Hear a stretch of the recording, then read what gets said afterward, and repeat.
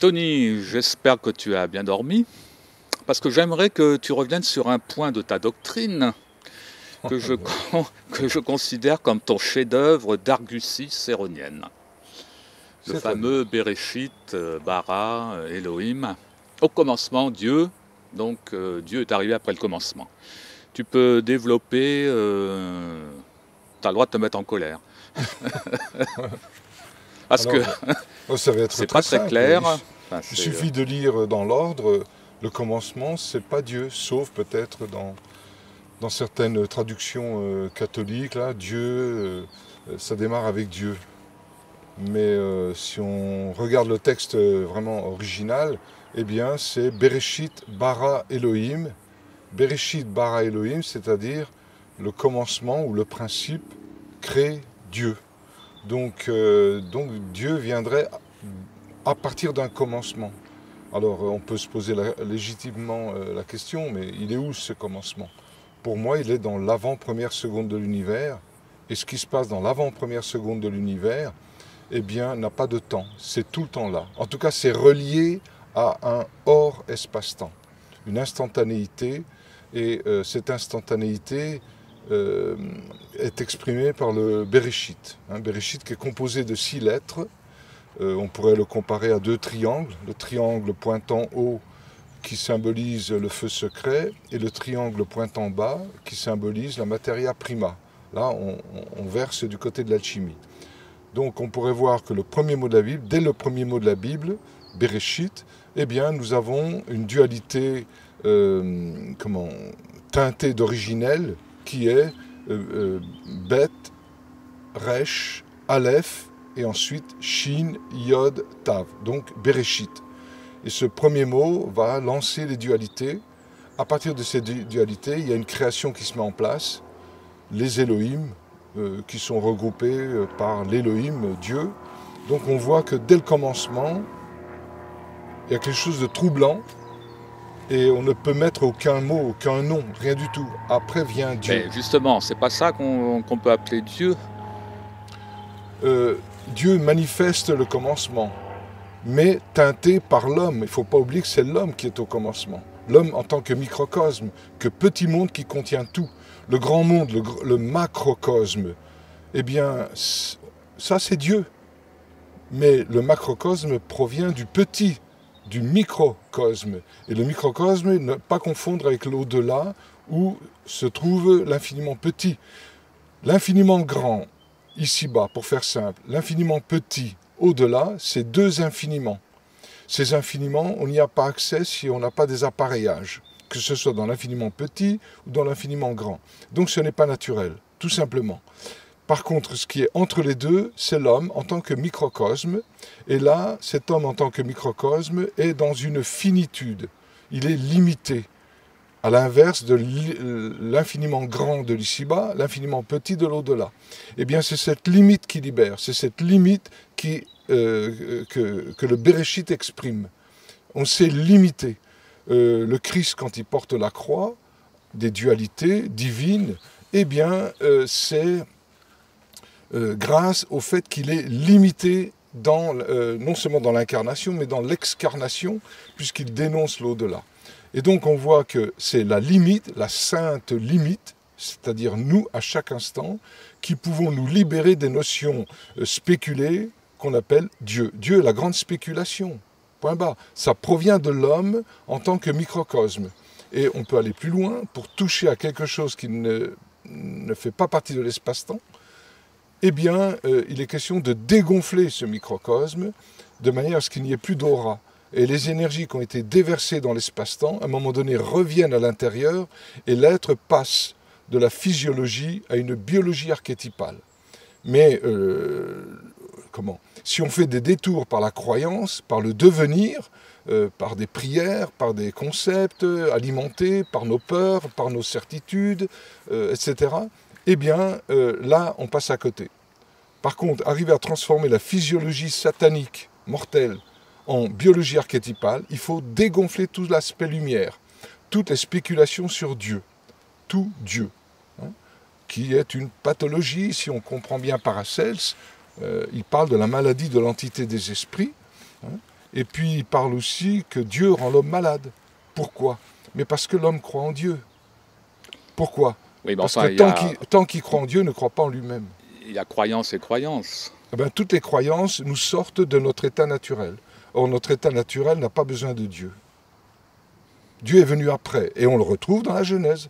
Bereshit, bara, Elohim. Le commencement crée Dieu. C'est quoi le commencement?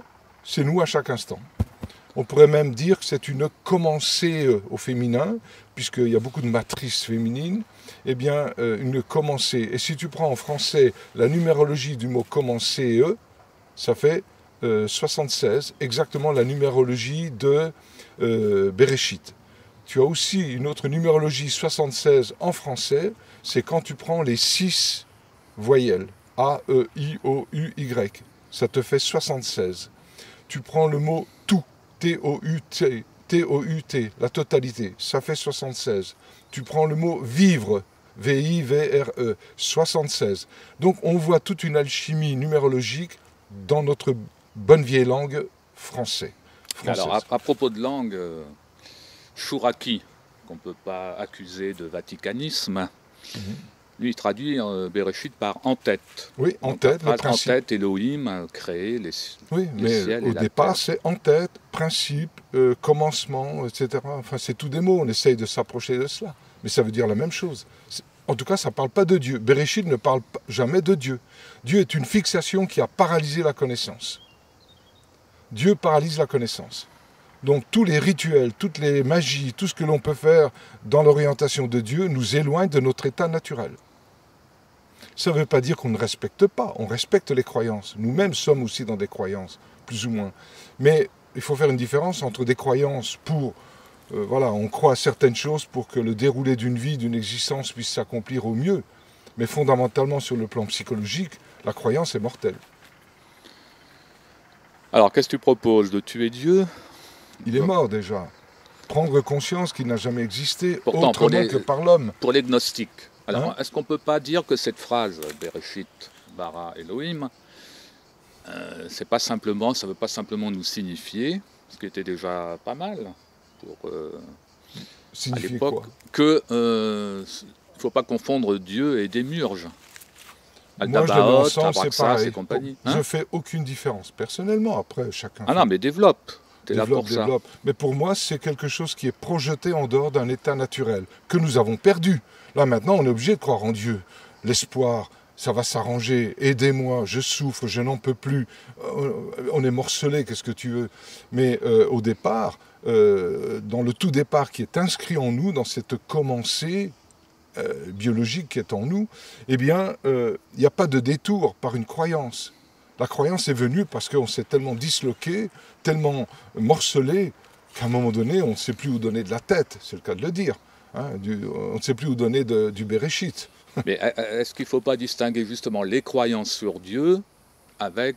Mais quel besoin as-tu de placer Dieu tout le long de tes questions? Parce que je veux que tu répondes là-dessus. Je t'ai déjà répondu. Dieu est un parasite, c'est quelque chose qui émane à chaque instant et qui est nourri par le système. Tu voulais que je me mette en colère, hein? Bon. Et vas-y, crache, Tony. Crache ton feu. C'est fini le karaté. Ce que je veux dire par là, c'est qu'il y a une déperdition énergétique très concrète au niveau biologique par la croyance. Notamment, et ça c'est les gnostiques qui nous l'apprennent, par le système foie-rate, qui alimente à travers un serpent oral, un serpent psychique, qu'on peut mettre en relation avec la matrice Ève, qui est une matrice chutée, puisqu'elle fait des enfants mortels, eh bien, il y a tout ce serpent oral, cette kundalini orale, qui nous bouffe le foie par la tête du serpent, et qui ramène cela au niveau de la rate. Et ça alimente le dieu de la lumière, Lucifer, peu importe comment on l'appelle, donc une partie du feu originel. Donc du coup, il va y avoir une dualité séparée entre la projection lumière et l'état ténèbres dans lequel nous sommes, mortels, ici-bas, voilà. Donc on entretient un ici-bas, un au-delà, une division divine qui se révèle être diabolique. Voilà. Donc à un moment donc on a coupé le feu en deux. Hein, la lumière d'un côté, la ténèbre de l'autre. Bon, divisé pour régner. Alors qui règne là-dedans? Dieu. peu importe comment on l'appelle, on va dire le président de la République, la gauche, la droite, etc. Non, mais Oui, bon, au fin fond, il y a une croyance idéale, et c'est cette croyance dans cet idéal qui dépouille l'homme de ses énergies. mais même les gnostiques, alors les gnostiques sont-ils dans l'erreur? Quand Non, ils font parce la qu'ils sont... distinction entre, par exemple, plérome, on va dire ça, je ne sais pas si c'est le mot qui est Oui, employé, oui, c'est ça. la Sophia qui en est sortie, et la Sophia qui va créer le démiurge, Aldabaoth, et Ouais, ouais. un dieu raté, on va dire. Je vois que tu as étudié des bonnes lectures. Oui, mais c'est ça. C'est ça. Alors on se retrouve avec toute une hiérarchie. On C'était pourrait des dire comme ça. gnostiques. Après, l'état de conscience peut tout à fait à un moment donné te montrer qu'il y a une radicale différence entre la dernière, si on peut appeler ça comme ça, matrice non chutée qui est épinoïa, et puis la première qui chute dans l'espace-temps, qui crée l'espace-temps, Sophia. Donc voilà, c'est quelque chose qui se tient à la frontière. Le mot Bereshit est déjà dans l'espace-temps. Alors, qu'est-ce qui nous reste pour essayer d'être conscient de quelque chose, allez, on va dire entre gros guillemets, avant l'espace-temps. Là, par exemple, au niveau de ce mot frontière, Bereshit, qui enclenche l'espace-temps, c'est à partir de là qu'il y a quelque chose qui va se mettre en place et qui va faire un déroulé. Dieu vient après, le Big Bang vient après. Dieu est même un hologramme en vérité. Dieu démiurge, pour moi, c'est la même chose. C'est une croyance en quelque chose que tu n'as pas en toi. Ça revient au même. Donc, c'est le condensé de spéculation. Tu prends, par exemple, la suite de Fibonacci. Ça va nous donner des éléments. Je reviens sur un petit détail qui est d'importance. L'être qui est dans l'espace-temps, il projette quelque chose qui n'est pas dans l'espace-temps. Quelque chose de parfait. Eh bien, on retrouve ça dans la projection du Yod-Vavé, c'est-à-dire le Dieu innommable. On ne le nomme pas. Il est composé de 4 lettres, Yod et Vavé. Le démiurge. Démiurge, Dieu, pareil pour moi. Donc, on attend le Messie. Messie. Est-ce qu'on peut dire que c'est le Dieu mauvais? Il y a ça aussi. Non, c'est le Dieu qui enclenche, Dieu bon et Dieu mauvais.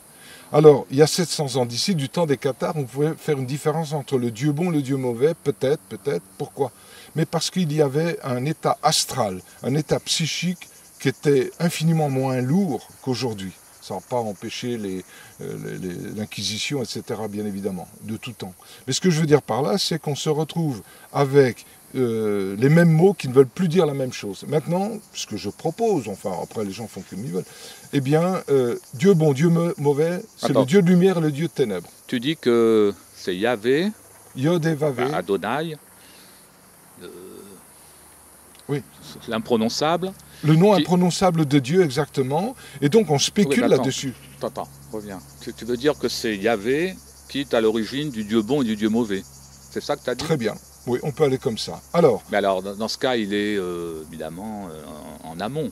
Oui, mais ça reste un démiurge. Parce qu'il y a un état sans projection que propose, si je reviens à l'alchimie, les 3 multiplications, qui nous libèrent de l'œuvre rouge. L'œuvre rouge, c'est le Bereshit. L'œuvre rouge, c'est le Christ. L'œuvre rouge, c'est les O-Feu, O-E-A-U-X, avec toutes les mémoires, symbolisées par la croix, toutes les mémoires de l'au-delà, toutes les mémoires de l'ici-bas sont renfermées dans cette croix christique. Si on n'est pas prêt, on invente l'innommable. L'innommable, je ne fais pas insulte à la démarche kabbaliste, juive, etc. Partout, il y a des clés extraordinaires, des clés alchimiques pour progresser. On est dans l'espace-temps, on a besoin de progresser un petit peu, beaucoup. Ce que je veux dire par là, c'est que ce Yod et Vavé, ces 4 lettres du nom imprononçable de Dieu, sont spéculées, sont cachées à notre déroulé, en quelque sorte. On le retrouve dans la suite de Fibonacci.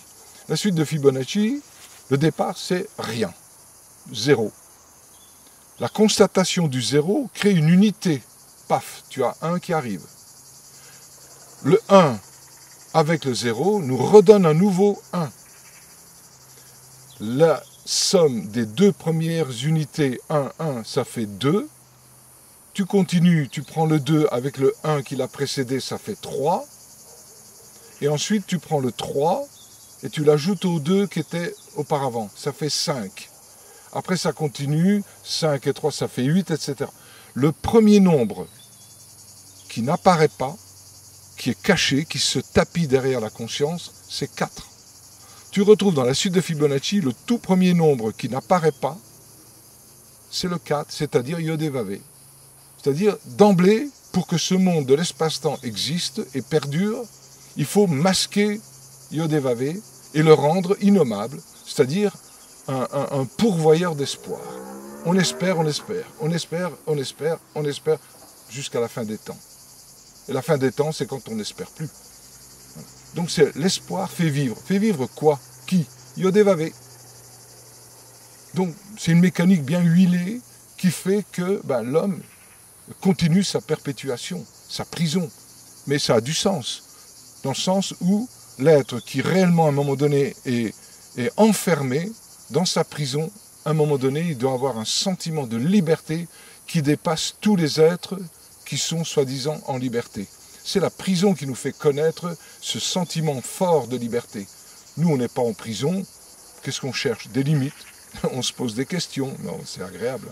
Mais ce que je veux dire par là, c'est que c'est dans le domaine de la prison. Et donc le Yod et Vav a une fonction de nous rendre prisonniers de notre illusion. Et le summum de cette illusion, de cette prison, c'est Dieu. Donc il nous rend ce service-là, c'est-à-dire qu'il nous amène à un état d'enfermement, de dislocation, qu'à un moment donné, l'être prend conscience qu'il n'y a pas de Dieu, hors un Dieu de souffrance.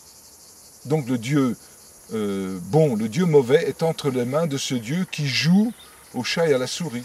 Un peu d'amour, un peu de caresse, un peu de coups de poing, un peu de meurtrissure, puis après on essaye de réparer. En fait, un entretien de croyances qui nous dépouille de nos énergies qui sont données pour cette petite vie, et grâce à ça, il y a une forme d'éternité dans l'espace-temps pour aller dans l'ici-bas, et une forme d'éternité qui est proposée quand on va mourir et qu'on va aller dans l'au-delà. Or, ces deux infinis sont des limites. Les limites les plus petites de l'espace-temps, c'est 10 moins 33 cm pour l'espace et 10 moins 43 secondes pour le temps. 43 plus 33, 76, l'exacte numérologie de Bereshit, du premier mot. Donc si tu vas par le premier mot de la Bible, voilà, l'aspect religieux, mystique, spirituel, bon, tu as 76, tu vas par ce que nous disent les scientifiques, pareil, 76. Bon, quand tu vois ça, moi quand j'ai découvert ça, j'ai trouvé ça extraordinaire. Maintenant, si tu places le Yod et Vav avec le feu, le Shin, c'est-à-dire Yeshua, dans l'avant Bereshit, c'est-à-dire l'être réalisé, alchimiquement réalisé, l'être qui a transfiguré les 3 jours du Christ, les 3 multiplications, voilà.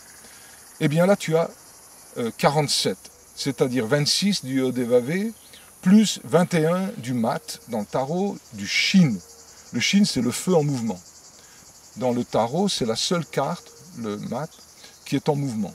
Et il porte une besace avec des insolubles, avec du Bereshit, en quelque sorte. Insoluble, c'est Bereshit. Bereshit, c'est insoluble. Je me suis un peu avancé. Il est à la frontière. Oui, oui, c'est la conscience du Bereshit qui nous paraît insoluble. On veut absolument placer le Bereshit sous la domination de Dieu. C'est le sens de ta question. Mais il faut adhérer à un trouble intérieur qui fait qu'à un moment donné, on se rend bien compte que le Bereshit n'a jamais que la signature de ce monde, de l'espace-temps. Alors qu'est-ce qu'il y a avant? Eh bien, ce qu'il y a avant, c'est une croyance suprême, Dieu, Yod et Vav, qui attend qu'on l'enflamme, qu'on mette le feu, qu'on mette le Shin. À ce moment-là, tu as Yeshua, Yod et Shin Vav. Et à ce moment-là, ça nous donne quoi? Ça nous donne un nombre en hébreu, 47. Tu fais le rapport de 76, l'espace-temps, Bereshit, avec le 47 de Jésus, de Yeshua, tu as le nombre d'or. Or, les édifices les plus sacrés sont sur le nombre d'or. La suite de Fibonacci est sur le nombre d'or.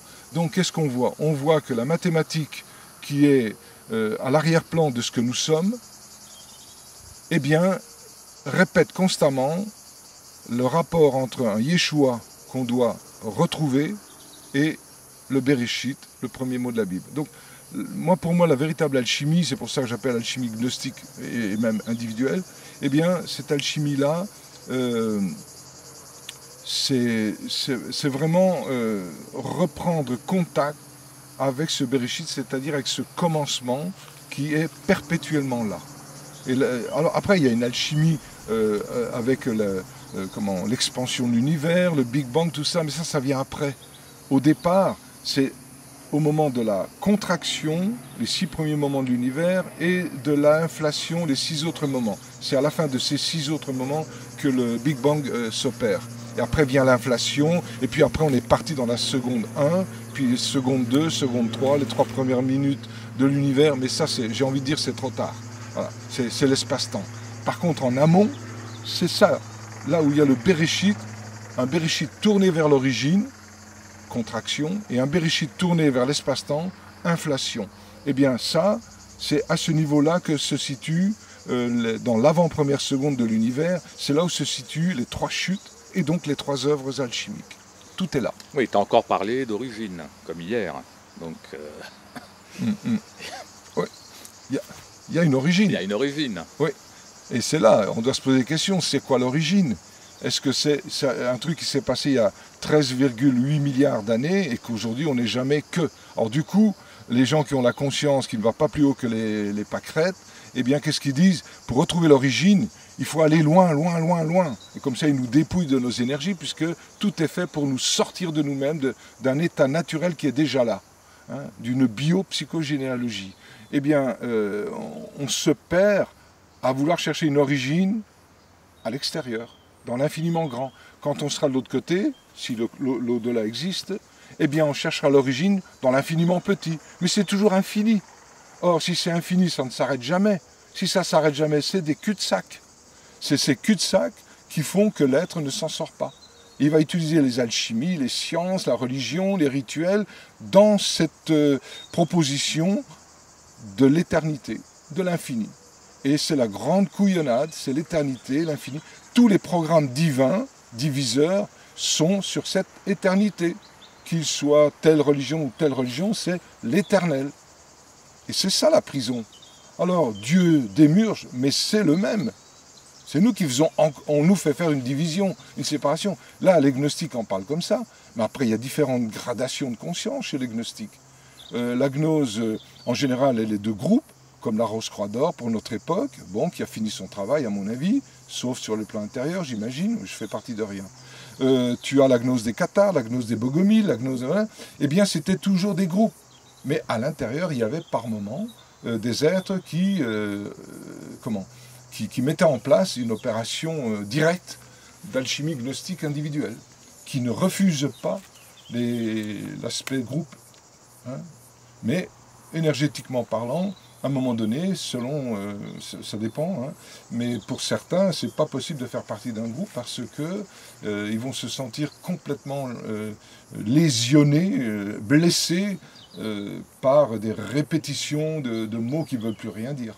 Et là, ça peut être fatigant, ça peut être ça peut impacter, quoi. Ça peut faire mal. Oui, là tu parles des mutations de notre époque, on peut dire. Oui, tout à fait. De mutation de notre époque, et je pense qu'on ne vit pas n'importe quelle époque. C'est quand même pas banal. Hein, c'est quand même pas banal. Juste un petit détail comme ça, on parle du Covid, hein, le Covid. Après, ils ont changé, ils ont mis la Covid. En numérologie, la Covid, ça fait 66. Exactement la même numérologie que le mot mort. Voilà. Et 666, si on rajoute un 6, ben, c'est le chiffre de la bête. Donc, bon, alors on rentre dans des trucs après, ok. Mais ça a quand même du sens, c'est par hasard. C'est pas un hasard. Tu prends le mot bio, B-I-O, c'est à la mode maintenant, hein, et j'en sais ce que c'est. Hein, c'est moi qui ai créé le premier supermarché au monde, en 89, de produits bio. Voilà. Eh bien, le mot bio, ça vaut 26, comme Yodé-Vavé. Tu as des marques comme Ikea ou d'autres, hein, c'est amusant. Tu calcules, ça fait 26. Donc le bio est démiurgique. Oui, voilà, bio et démiurgique, ça... Mais on est tous bio, d'une manière ou d'une autre. Alors, il y a une autre notion que j'aimerais que tu parles dans la même mouvance, c'est la notion de chute. Qu'est-ce que tu appelles la chute? Ah. Est-ce que c'est l'arrivée dans l'espace-temps? Oui. Tu peux nous préciser? Moi, je pense qu'il y a un Et état pourquoi chute? Parce que c'est un concept qui n'existait pas du temps du Christ. qui n'existe pas où? Du temps du Christ, à l'époque du Ah, je sais Christ, pas, j'y étais pas. qui est arrivé. Enfin, je m'en souviens pas. Si j'y étais, je m'en souviens pas. De chute, c'est vrai que c'est un terme beaucoup chez les gnostiques, ça, il me semble. Hein. Tu Chuter. parles souvent d'un monde chuté, enfin le nôtre, c'est-à-dire la ténèbre. Non, ténèbres et lumière pour moi. Donc Mais vu ténèbres et l'état lumière, astral avant, c'est possible que c'était que l'aspect ténébreux.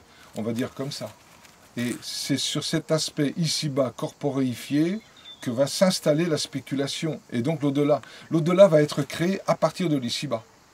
Alors que maintenant, on s'oriente sur le spirituel qui va percuter jusque dans le matériel. Alors qu'en fait, c'est l'inverse au départ. Et d'ailleurs, au niveau de la physique, eh bien, tu as dans les pertes de la symétrie, hein, dans les pertes de symétrie, parce que là, on dit 3 pertes de symétrie. C'est les 3 chutes. Hein, dans le il y a livre, 3 chutes alors. Hein, Il y a 3 chutes. 3 chutes, oui. Une chute par le feu, une chute par la lumière, une chute par la ténèbre. Mais on pourrait inverser les deux et dire chute par le feu, ça c'est sûr. Hein, le feu c'est quoi? Lumière et ténèbres. Et il va y avoir juste après une chute de la... Si tu veux, on peut mettre en relation le Yod-Hé-Vav-Hé avec les 4 éléments, mais aussi avec les 4 interactions des physiciens. La première, on perd la gravité. On perd la gravité et on entre dans l'espace-temps. Et c'est pour ça que Einstein n'a jamais cessé de vouloir raccommoder la physique quantique avec cette gravité, mais, comment dire, il n'y arrivait pas, selon les concepts qu'il avait. Mais on pourrait se placer sur un autre plan et voir ça comme étant des chutes. Perte de la gravité, c'est la perte du feu, en vérité. L'élément feu, à partir de ce moment-là, s'enclenche la contraction, l'inflation, enfin l'espace-temps qui commence. Deuxième perte de symétrie, c'est la perte de l'interaction forte. L'interaction forte est liée plutôt, selon moi, à l'aspect ici-bas. Donc ça veut dire que par la perte du feu, on se retrouve dans un monde matériel, corps, il n'y a pas d'au-delà. Il n'y a pas de spéculation. Boum. Et à partir de ce moment-là, au lieu de réintégrer, qu'est-ce qu'on fait? On rechute encore une 3e fois. Et là, c'est la perte de l'interaction faible. Donc l'interaction forte, l'interaction faible, voilà. Qu'est-ce qui nous reste? Il nous reste, en conscience, on va dire, l'interaction électromagnétique. Donc des dualités à l'extrême. Des dualités. Donc il faut qu'on expérimente la dualité pour à un moment donné remonter, pour prendre ce mot voilà, pour essayer de comprendre, et de remonter et de se réapproprier son au-delà, c'est-à-dire son interaction faible. Or, c'est ce qu'on est en train de faire, c'est l'inverse. On est en train de faire l'inverse, c'est-à-dire qu'on fuit vers les choses les plus subtiles. Hein. Donc, récupérer notre interaction faible, la désamorcer, qu'il n'y ait plus d'au-delà. Donc, ça va renforcer notre interaction forte. Et de là, retrouver notre gravité. La base de tout ce travail, c'est à travers l'électromagnétisme. On va retrouver ça dans la polarité fer-cuivre. On va retrouver cette polarité par le natron et le nitre, ce sont des éléments de la chimie pratique. Hein, et la base va être le tartre, hein, donc un minéral végétabilisé, et l'antimoine, qui va être la base, qui va recevoir ces 2 matières que sont le fer et le cuivre. Voilà. Donc là, tu retrouves 6 matières, et ces 6 matières, tu peux les voir en relation avec le Béréchit. Oui, voilà. Donc c'est assez technique cette vision de la chute. Comment elle? C'est assez technique cette vision de la chute. Oui, j'essaie de voir par rapport... mais tout ça est expliqué très bien dans la chimie gnostique individuelle. Ouais. Et donc, si tu veux, c'est un peu comme si ces 3 pertes de symétrie, ces 3 chutes, nous laissent juste l'interaction forte. Le reste, on n'y a pas accès, ou alors par l'infiniment... les recherches par des appareils, bon. Mais ça libère pas l'homme. Au contraire, plus on va dans ces machines et moins il y a de l'homme. Hein. L'intelligence artificielle, tout ça, ça sera plus possible de faire de l'alchimie, c'est pas possible. On aura des belles notions, mais on sera coupé de notre réalité. On va honorer le monde extérieur et on va déshonorer le monde intérieur. Or, on n'a que le monde intérieur qui nous fait vivre ce qu'est l'électromagnétisme, les dualités, les sexualités, la rencontre avec l'autre polarité. Et c'est sur cette base-là qu'il est possible de récupérer nos interactions. Et donc les 4 interactions sont liées au Yod et Vavé. Et pour pouvoir rendre vivantes ces interactions par rapport à l'homme, il faut y mettre le feu, Shin, le feu intérieur j'entends. Le Shin qui va se mettre dans Yod et Vavé. Et à ce moment-là, rendre le nom prononçable, la véritable parole qui est Yeshua. Voilà. La parole du début, c'est Yeshua, en vérité. Mais après, il y a une chute, on perd la gravité, et là, il y a un processus christique encore possible. Mais le processus christique, c'est pas la pierre philosophale, c'est la pierre philosophale faux prophète. Elle a toutes les apparences de la pierre, mais elle ne transmute pas le bonhomme. Les gens, ils font peut-être des transmutations de plomb en or à l'extérieur, mais ça, c'est du faux prophète, c'est pas du vrai prophète. On peut se servir de cette image-là pour essayer de comprendre le véritable processus intérieur, mais à un moment donné, il faut tenir compte de l'homme, dans son vécu, dans sa biologie archétypale. Et les archétypes, c'est le Bereshit, c'est le Christ. Et à un moment donné, il faut aller plus loin. Le Christ passe de l'état de crucifié, la contraction des premiers temps de l'univers, à l'état de transfiguré. Et entre les deux, il y a qui? Il y a Marie-Madeleine. Marie-Madeleine, c'est l'incarnation de Epinoïa, la matrice qui est avant et la Sophia, qui est non chutée, mais qui tient l'humanité, qui tient le monde de l'espace-temps en mouvement, dans un mouvement inconfortable.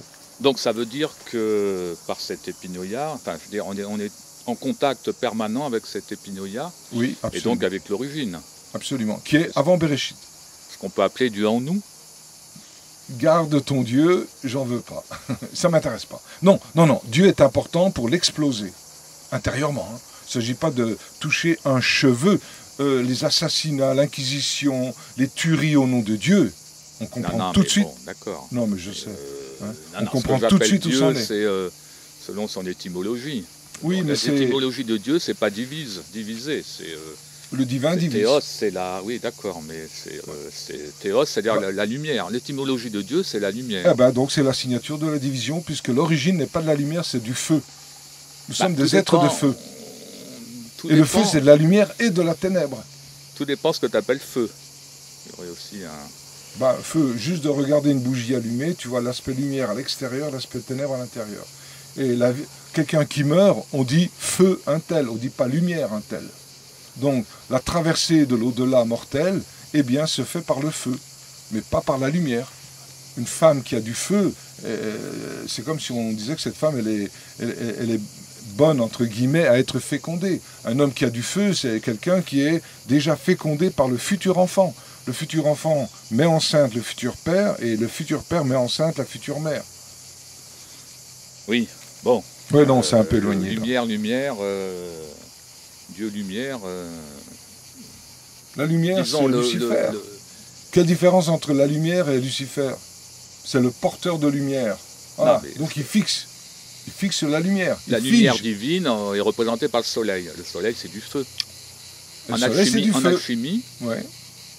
D'accord, l'esprit universel. Alors, tu as le feu extérieur. Il vient du soleil. Oui, mais le soleil extérieur, jusqu'au moment où on apprend que le soleil extérieur a été fabriqué par la terre-mère, la terre première. La terre première, elle est toujours là. Donc c'est là où on trouve le soleil intérieur, et non pas un soleil. Le soleil extérieur, c'est notre plexus solaire. C'est pas le 4e chakra, le cœur, c'est le 3e, qui est orienté couleur jaune, comme ça, dans les chakras. Le 3e chakra, c'est-à-dire système Foirat. C'est ce dieu démurge de lumière qu'on honore avec notre plexus solaire. Beaucoup, moi aussi, j'ai confondu au début le plexus solaire et le soleil intérieur. C'est pas pareil. Plexus solaire, 3e chakra, en dessous du diaphragme. Donc on ne sait pas ce que ça bricole là-dedans. Ce dieu de lumière vit de cette spoliation Foirat, 3e chakra. Mais le véritable soleil, c'est le 4e chakra. Et le véritable soleil, dans le sens non chuté, c'est le cœur du cœur. C'est le soleil du soleil qui est à l'intérieur de nous. Et là, on se retrouve avec Epinoïa. Donc Epinoïa est au plus profond de nous-mêmes, que l'on soit vivant dans l'ici-bas ou vivant dans l'au-delà, avec 2 kilos de poussière. Donc il y a quand même quelque chose de plus que parfait dans la petite incarnation dans laquelle nous sommes. L'incarnation est importante, mais elle a été déviée par les croyances. Du coup, on a créé l'au-delà. Et là-dessus prône Dieu.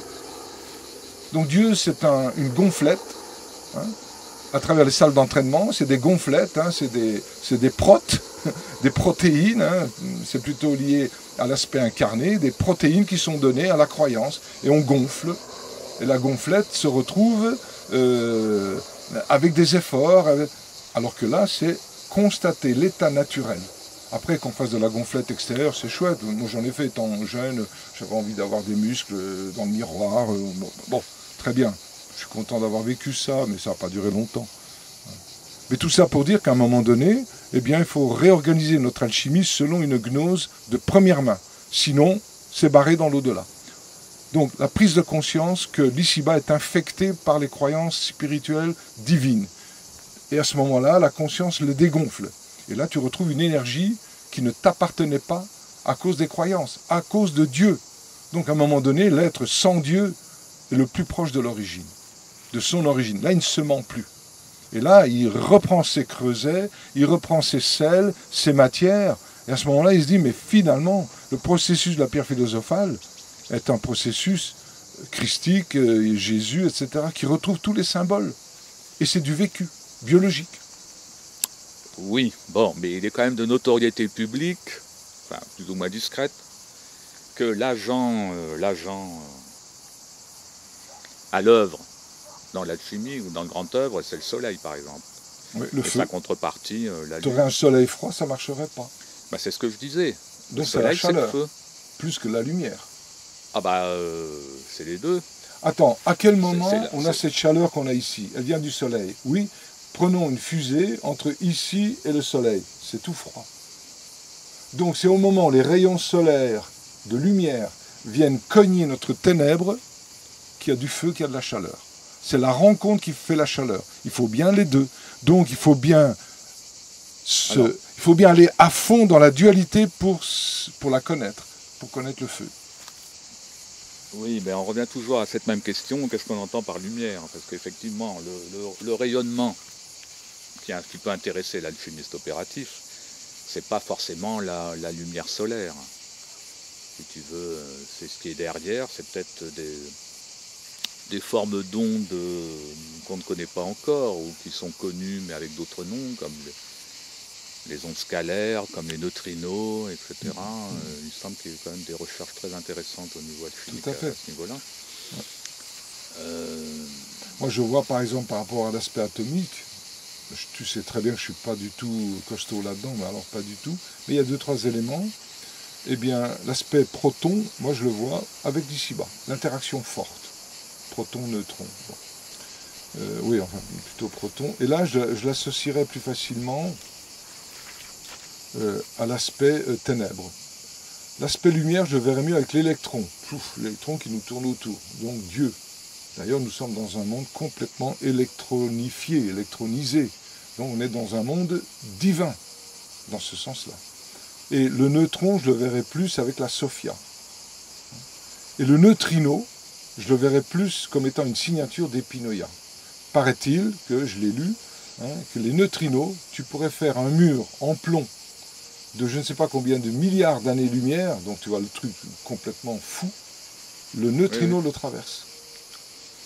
Et là tu te dis, waouh. Bon, certains font le lien entre les neutrinos et les ondes de forme, par exemple.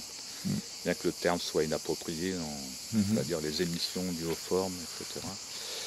Donc il y aurait beaucoup à dire sur c'est intéressant de retrouver ce qu'il y a derrière cette lumière, peut-être ce que tu appelles le feu. Mais bon, ça peut être l'objet d'un autre sujet. Là, on en était au commencement Dieu. Ah bah, tu vois, on n'a pas fini de commencer. On n'a pas fini de commencer, là. Donc, comment tu peux conclure aussi? Dieu a-t-il commencé? Qui c'est qui a commencé? Alors, est-ce que c'est la poule ou l'œuf? Alors, certains disent c'est le coq. Bon, en fait, les trois en même temps, quoi.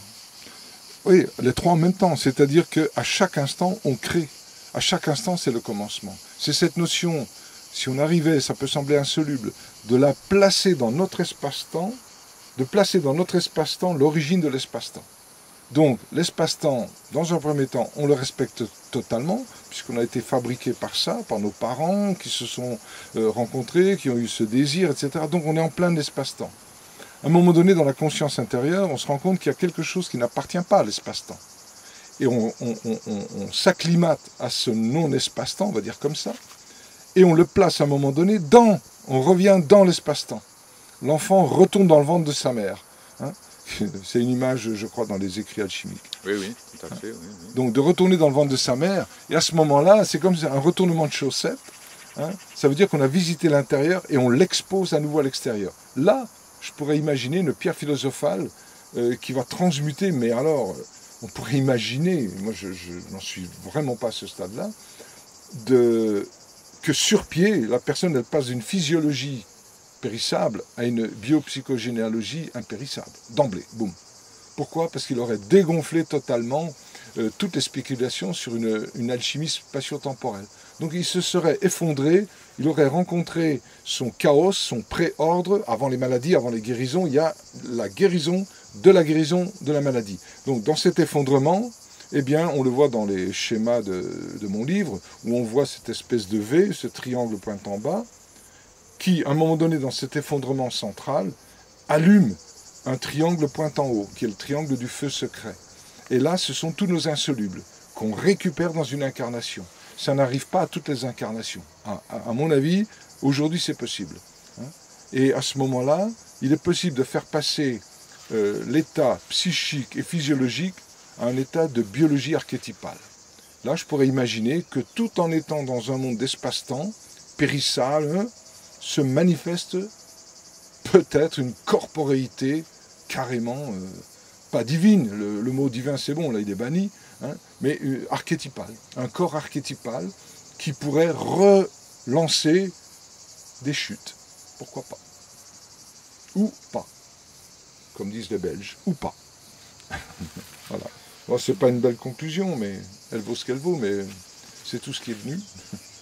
Ok, bon, ben, on va terminer là-dessus. Ouais. Il y aurait encore beaucoup à dire, beaucoup à rebondir, mais bon, on va arrêter là. Ok. Ben, merci Tony. Merci aussi.